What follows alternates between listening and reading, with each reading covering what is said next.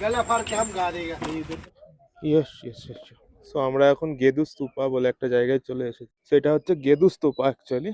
থিম্পু যাওয়ার রাস্তাতে এটা ফার্স্ট স্টপ আজকে আমাদের। ভুটানের ফুনসেলিং থেকে থিম্পু যাওয়ার রাস্তাতেই গেদু নামক এক স্থানেই কিন্তু রয়েছে এই 8টি ধর্মকায়া স্তূপা, যাকে এক কথায় গেদু স্তূপাও বলা হয়ে থাকে। এখানে পরপর 8টা স্তূপা রয়েছে এই পুরোটাতে। এবার দেখিয়ে দিচ্ছি। এবং এই গেদু স্তূপার মাধ্যমেই গৌতম বুদ্ধের জীবনের জন্মগ্রহণ থেকে শুরু করে নির্বাণ লাভের মধ্যবর্তী সময়কার 8টি খুব গুরুত্বপূর্ণ ঘটনাকেই রিপ্রেজেন্ট করা হয়। তো each and every stupa has its own story. যেমন লোটাস ব্লুজুম স্তূপা, যার মাধ্যমে বোঝানো হয় গৌতম বুদ্ধের জন্ম এবং প্রথম পদক্ষেপ। এনলাইটমেন্ট স্তূপা, যা কিনা রিপ্রেজেন্ট করে বোধি বৃক্ষ অব্দি প্রলোভন জয় করে পরম জ্ঞান লাভ। এরপরে চলে আসি stupa of turning the wheel of dharma, যার মানে হলো প্রথম উপদেশাবলী বা 4 আচার্য সত্য। এরপরে আসে স্তূপা অফ গ্রেট মিরাকেল, যার মানে হলো অলৌকিকতার মাধ্যমেই অবিশ্বাসীদের পরাজিত করা। পঞ্চমটি হলো stupa of dissent from Tushita event, অর্থাৎ তার মাকে শিক্ষা দেওয়ার জন্য পৃথিবীতে প্রত্যাবর্তন। এরপরে আসে স্তূপা অফ রিকনসিলেশন, যার মানে হলো ভিক্ষু সম্প্রদায়ের মধ্যে সম্প্রীতি পুনরুদ্ধার। Next stupa of complete victory, অর্থাৎ মৃত্যুর পূর্বে তার জীবন দীর্ঘায়িত করা। And the last one stupa of parinirvana, যার মানে হলো দেহত্যাগ এবং জাগতিক দুঃখের ঊর্ধ্বে একলোকে প্রবেশ। অ্যান্ড এখানে কিন্তু কোনো রকম এন্ট্রি ফিজ নেই। কেমন হালাকি মানে ভুটানে কিন্তু যে কোনো মনুমেন্টেই ঢুকতে গেলে এন্ট্রি ফিজ লাগবে, ঠিক আছে? বাট এই গেদু স্তূপাতে এখনো অবধি কোনো রকম এন্ট্রি ফিজ দিতে হয়নি। অন দ্য ওয়ে এটা দেখতে পেয়ে যাবেন, ঠিক আছে? আপনাদের স্টপও থাকবে গেদু স্তূপাতে। সো স্তূপা দেখা কমপ্লিট করে এগেন আমরা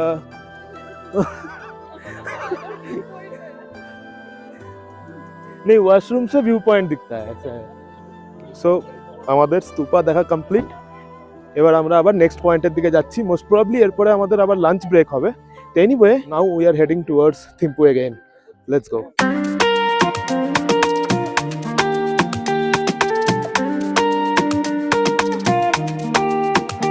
তো রাইট নাও আমরা রাস্তার উপরে একটা জায়গায় দাঁড়িয়েছি ফর লাঞ্চ ব্রেক। এখান থেকে ভিউটা খুব সুন্দর, ভ্যালি দেখতে পাওয়া যাচ্ছে পুরো এই সাইডে, ঠিক আছে? কিন্তু ড্যাম মোস্ট প্রবাবলি। অ্যান্ড এই যে এখানে কিছু কাজ হচ্ছে, তো এই আর কি এখান থেকে ভিউ দেখতে পাওয়া যাচ্ছে, বেশ সুন্দর। মুভিং ক্লাউড আছে এখানে, পাসিং ক্লাউড রয়েছে, বাট এই জায়গা থেকে ভিউ কিন্তু বেশ ভালো আসছে। তো সেই জন্যই আর কি আরো এই জায়গায় আমরা দাঁড়িয়ে ফটোগ্রাফি করছি। তো আপনারা এখানে ফটো নিতে পারবেন, বেশ সুন্দর। এই ভ্যালিটা খুব সুন্দর লাগছে এখান থেকে দেখতে, ঠিক আছে? বাকি এটা just for lunch break, 1 hour হয়তো মেবি এখানে ব্রেক থাকবে, দেন আমরা আবার আমাদের জার্নি কন্টিনিউ করবো টুয়ার্ডস থিম্পু। সো এটা হচ্ছে ভুটানের লোকাল কুজিন, নাম হচ্ছে মাশরুম দাচ্ছি, কেওয়া দাচ্ছিও আছে। যাই হোক, খেয়ে দেখা যাক, ট্রাই করে দেখা যাক কেমন।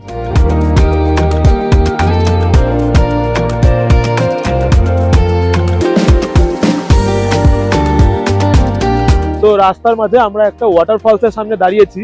এটা হচ্ছে আজকের দিনের আমাদের সেকেন্ড স্টপ। সেই হচ্ছে ওয়াটারফলস, আমার পিছনে দেখা যাচ্ছে পুরোটা। অ্যাকচুয়ালি আমরা গাড়ি পাস করছিলাম, ওখানেই দেখতে পেয়ে গেলাম ওয়াটারফলসটা। ওখান থেকে কিন্তু জলটা আসছে অ্যান্ড এইখান থেকে ফ্লো হচ্ছে, এই নিচে যাচ্ছে ওয়াটারফলসের জলটা। তো এই জায়গাটাও বেশ সুন্দর লাগছে আর কি, সেই মোটামুটি পুরো এরিয়াটা।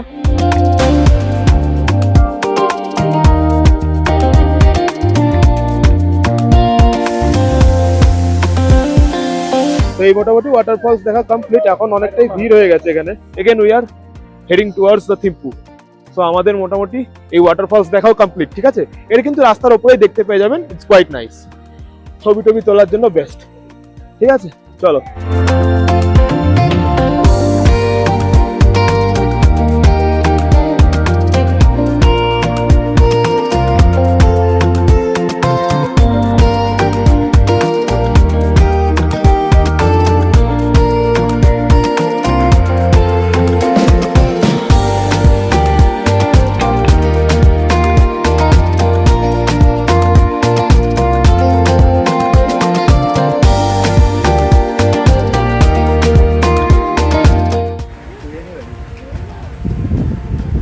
তো যাওয়ার রাস্তায় আমরা আরো একটা জায়গায় এসে দাঁড়ালাম।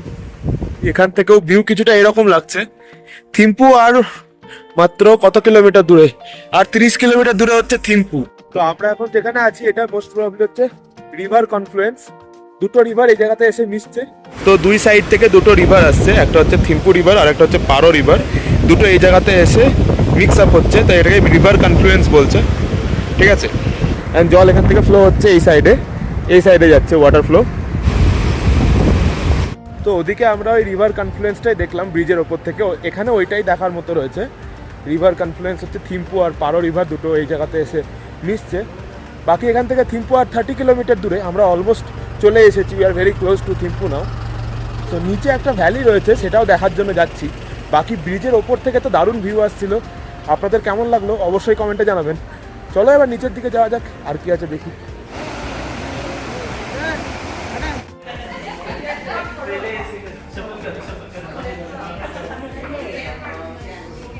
তো ফাইনালি মোটামুটি 4-4.5 ঘন্টা সময় লাগলো, almost 5 hours time journey complete করে আমরা এখন পৌঁছে গেছি থিম্পুতে।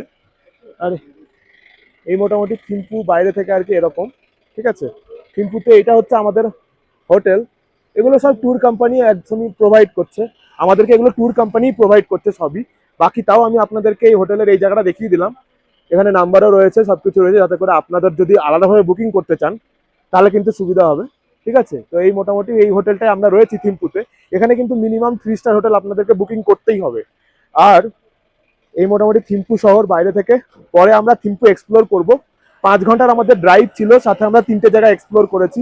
রাস্তায় যেতে যেতে গেদু স্তূপা দেখেছিলাম, আর হচ্ছে একটা ওয়াটারফলস দেখেছি, আর একটা কনফ্লুয়েন্স পয়েন্ট দেখেছিলাম যেখানে হচ্ছে থিম্পু আর পারো রিভার ওখানে এসে আর কি মিশে যাচ্ছে এসে। কিন্তু এই মোটামুটি আজকের দিনে আমরা এগুলোই এক্সপ্লোর করেছি, দেন আমরা পৌঁছে গেছি থিম্পুতে। আর একটা জিনিস আপনাদেরকে বলে দিই, আমার পিছনে দেখতে পাচ্ছেন গাইড অ্যান্ড ড্রাইভার। তো আপনারা যদি আলাদাভাবে এই ভুটান ট্রিপ করতে চান, আপনাদের কিন্তু গাইড আর ড্রাইভার নেওয়া ম্যান্ডেটরি। সেক্ষেত্রে কিন্তু 3000 টাকা করে পার ডে হিসাবে আপনাদেরকে পে করতে হয়, ঠিক আছে।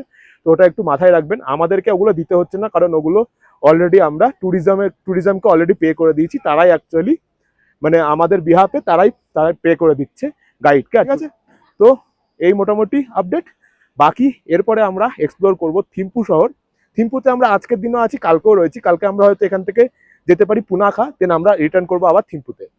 বাকি এই মোটামুটি এখনকার মতো এই ব্লগ এখানেই শেষ করছি। মানে এই ব্লগে আমরা ফুনসেলিং থেকে থিম্পু অবধি পৌঁছালাম কি করে, আর রাস্তায় কি কি দেখলাম সেগুলোই আর কি দেখালাম। তো এই ব্লগ মোটামুটি এতটাই রাখলাম, আবার দেখা হবে আপনাদের সঙ্গে নেক্সট ব্লগে, যখন আমরা এইখানে থিম্পু শহর এক্সপ্লোর করতে বেরোবো। তো এখনকার মতো এতটাই। Thanks for watching and good bye.